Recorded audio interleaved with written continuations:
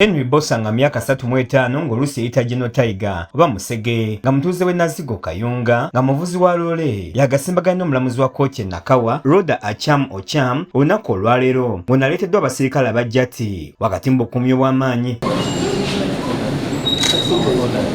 Bossa agguddwako omusango okuli ogw'okubunyisa obukyayi n'okukuma omuliro mu bantu ng'ayita ku mukutu ogwa TikTok bwe yakunga abantu okwokya buwagizi ba NRM singa Pulezidenti Museveni alangirwa ku buwanguzi obwa pulezidenti mu kalulu akaakaggwa. Wasindika era n'ogabana amawulire nga gakwatagana ku Bannarwanda Banyankole ng'otiisatiisa okutta Abanyarwanda n'Abanyankole ng'amawulire ago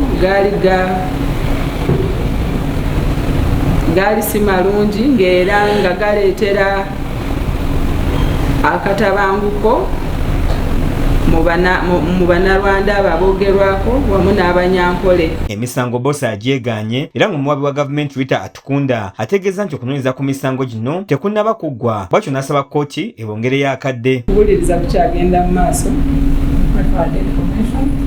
oludda lusaba kwewa olunaku olulala.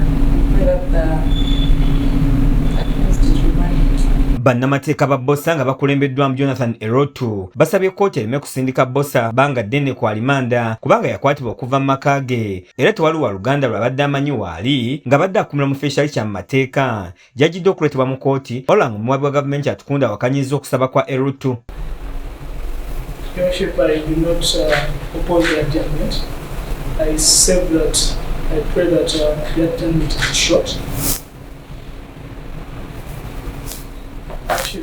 Firstly, the way under which the accused person was arrested. He was picked up from his home. None of his family members knows actually where he is right now. And taken to an undesignated detention facility.